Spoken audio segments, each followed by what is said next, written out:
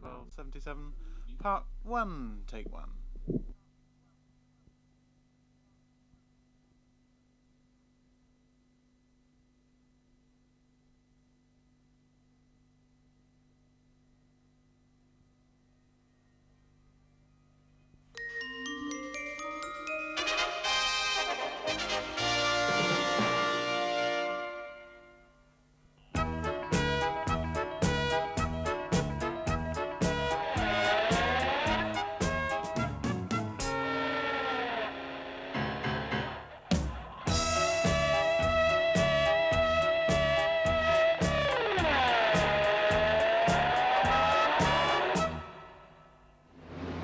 This is the voice of Rimon, representative of the Ashtar Galactic Command, speaking to you. For many years you have seen us as lights in the skies.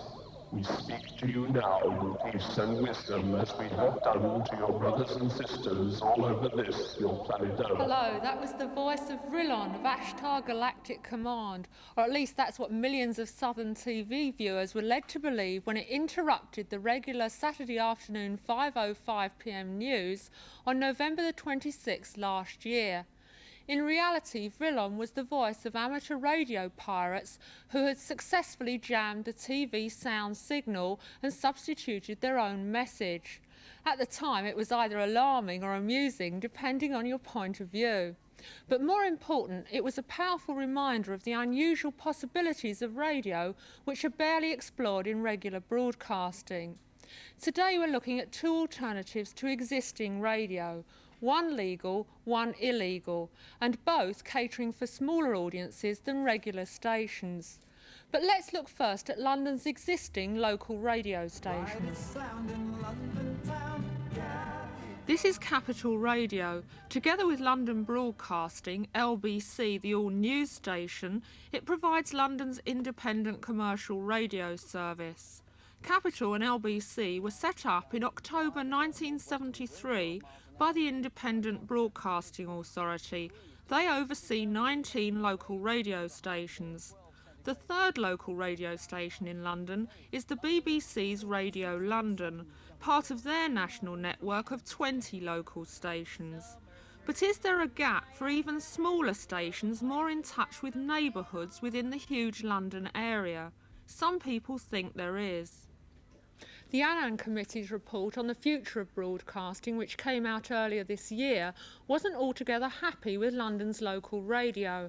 They suggested setting up a new organisation to take over local radio and gear it more to local needs. So far, nobody's followed this up.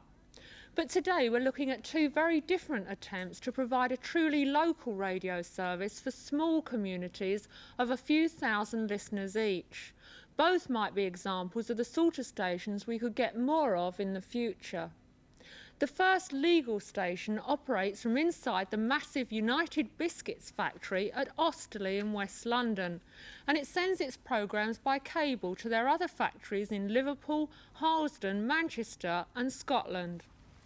Secondly, we go out to a boggy field in deepest Surrey to meet the people from Radio Jackie, who've been broadcasting illegally to South London from secret sites almost every Sunday for 8.5 years, ever since the pirate radio ships were silenced by the Marine Offences Act. But first, biscuit radio. United Biscuits is the second largest biscuit manufacturer in the world, with famous brand names including Crawford's, McVitie's and Macfarlane Lang. As in many industries, the work in their factories is dull and repetitive. So in 1970, when workers were leaving at the rate of 80% a year, UB decided to woo them back with their very own radio station at their Osterley headquarters. Feature single of mine, and that's called Not Fade Away. Coming up for you next, it's an oldie from 1974, Stevie Wonder and Boogie On Reggae Woman. Now Radio Biscuit goes out to 5 factories and 12,000 listeners across the country.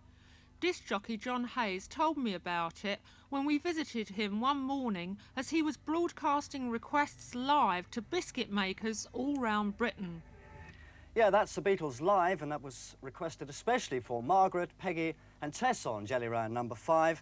And it was also for Dot, who wanted me to play that one for Nora and all the girls on the Bourbon.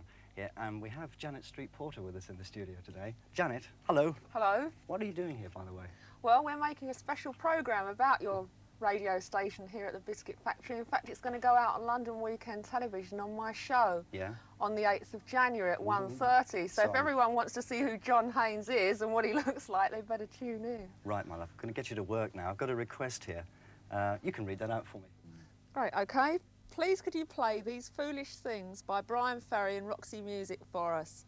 And that's from Julie and Carol, and they're on Almond Slices. Now, what about those record requests you were reading? Oh, these, yeah. How do they work? In each of the factories, you see this one's got a number 4, which stands for Liverpool. And we go out to 5 factories all over the country. That's 2 here in London, and then we go out to Manchester, Liverpool, and 1 in Glasgow. And they all have these little cards. They fill them out, pop them into boxes, and every day a lady goes around emptying all the boxes, and they send them down to us. And we play as many as we can. Get about 10,000 a month, so we can't play them all. We'd like to, but we can't. The weather news for Osterley and Harlesden, it's going to be sunny with clear spells overnight. Biscuit Radio, UBN, broadcasts 24 hours a day for the 5.5 days of the United Biscuit working week. The format is music with bursts of news and weather. There are 7 DJs who rotate, each having a 4-hour programme. UBN is broadcast over small loudspeakers, 1 for every 5 workers. Finally for Tollcross, rather cloudy and more rain or drizzle. And your maximum high, 11 centigrade, yes, 52 Fahrenheit. And the outlook for the next couple of days, little change. Right, we're going back to our guest, Janet Street Porter, who's going to read out another request for us. Here's another one for you. Great. Now, this is from Kay, and she says, please could you play Daytime Friends by Kenny Rogers for Anne Bradshaw, and Kay's in the wafer room. Unlike other regular radio stations, UBN caters in special ways for its audience, with local shows for each factory. John explained how they were put together. Each day, each factory has its own separate show. Harlesden go out on a Tuesday, Osterley go out on a Monday, and so on and so forth, right through the day. And Steve Allen is our regional presenter, and it's his job to compile a special programme consisting of facts and figures that are relevant to that factory and that area. And all we do is, during the normal programming, we take that particular factory out of the network for 1 hour, and then as soon as the show is done, it comes back in again. And it's recorded, of course, so it goes out to all the other shifts. Why is it so important to have a radio station like this here? Why don't they just play Radio 1? Well, I don't know. You see, we are personal. We are talking to the people that are actually working in the factories at the time. And they do feel involved in this radio station. It belongs to them. It's theirs. And it's for them. That's the only reason we're here. UBN programme director Alan King agrees with John Hayes on the station's purpose. Alan, why was the station set up in the first place? I think a variety of reasons.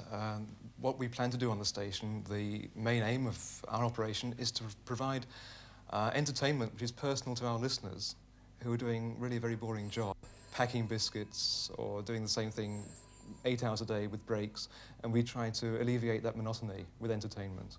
Like American Top 40 radio, UBN is very tightly organised, with a playlist like Radio 1, but they adapt their output to suit their audience. The morning show is much more up-tempo and very bouncy and sort of beaty. But as we get into the evening show, the thing tends to slow down a bit because we do work to a format. And from 9 o'clock onwards, you have the night shift in, and they tend to be older listeners. So naturally, we make adjustments for that in the format and change our style of playing. Now, what about people working here who are Irish or West Indian or Indian? How do you cater for what they like to hear? We try to cater for them in the format. We have a section which crops up 2 or 3 times an hour, in which we can include reggae, Irish music, Scottish music, Indian music, all sorts of things. And they put requests in for that too? That's right, yeah. By having a very rigid programming format, isn't that a way of controlling what people can hear that's just like what at Radio 1, in fact? On an 8-hour period, you have to be very careful what you're broadcasting. If you have a disc jockey talking too much, it would become extremely boring for the listener. So chat is cut down to the bone. But we're not in any way trying to regulate what the disc jockey can say to his listeners. He can say what he wants to, but within a controlled format. Unlike commercial radio stations, you don't have adverts. I mean, you don't advertise your own biscuits. No, that's true. We have jingles that we play to promote the station, and we do have other types of adverts, but they're safety. We try and promote safety here, trying to stop them falling over on the factory floor if it's slippery, trying to get them to wear safety shoes, that sort of thing. Eye protection, getting them to wear goggles if they're working on a machine that's spitting out bits of metal, that sort of thing, you know. We promote that very heavily. And we're told it does cut down the accident rate here. UBN was set up after the pirate radio ships closed down, and it employed some of the pirate DJs. Since then, UBN has lost a large number of their DJs to local commercial radio when it started in 1973. Staff turnover on UBN itself it was at one time phenomenally high. We had a situation where we had disc jockeys leaving us to go to the new commercial stations between about 1973 and 1977. The commercial stations were setting up rapidly, and we were losing people very fast indeed. The new commercial radio industry was an infant at that time. It needed to find staff from somewhere, and UBN was the perfect training ground. I've been a DJ for years and years and years, but obviously for any DJ, the thing to do is to get into radio. And if you want to get into radio, then UBN is a very good way to start. Because a lot of other Radio 1 and people in commercial radio started out here. That's right, yeah. I think we've got about 18 DJs in commercial radio stations all over the country. So this is a good training ground. Indeed it is, yeah. This is the program. 5 of the current Capital DJs come from Biscuit Radio. One was Graham Dean, filmed here 3 years ago, broadcasting at United Biscuits. Other Capital DJs from UBN are Nicky Horn, Peter Young, Adrian Love and Roger Scott. So although heard by comparatively few, UBN is taken seriously by the music business. Yes, relations with record companies are very good.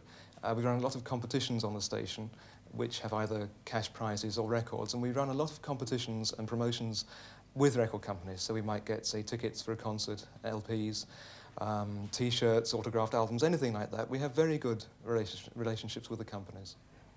Isn't it true that if you played a record a lot of times on your station, you could sell quite a lot of copies around the country? I mean, you could create a demand for a record just through people who work for United Biscuits. I would think so. We're broadcasting to 5 different areas, from London right through to Glasgow, so certainly there's a market there. Do visiting pop stars ever come down to United Biscuits and come on the show? Certainly. Those are usually featured on the regional programmes because then it can be transmitted individually to each factory. And we aim to have about 1 celebrity interview per week. We've usually got a few in the can. If we haven't got any, we're unhappy. If industrial radio is such a good idea, why hasn't it caught on elsewhere? I think the immediate answer to that is expense. In the case of a car factory, you've got the noise problem, which can be overcome, but it is, again, an expensive one. And operating, maintaining, and of course installing a radio station is not cheap. But I think it would be worthwhile, certainly, because you are providing a service specifically for the people within that area, which is quite unique and personal to them. It's something that ordinary radio stations can't provide. That's quite right. If a person on UBN writes a request in to us, they know they have much more chance of hearing it played than if they write it into one of the commercial stations or, of course, Radio 1. This closeness to your audience is something which critics say Capital and LBC don't achieve. It's also something UBN has in common with Radio Jackie, which we'll be investigating after the break. But first, a message from John Hayes. This is John Hayes at UBN here in Osterley. We'll take a short break and then hand over to Radio Jackie. Stay tuned.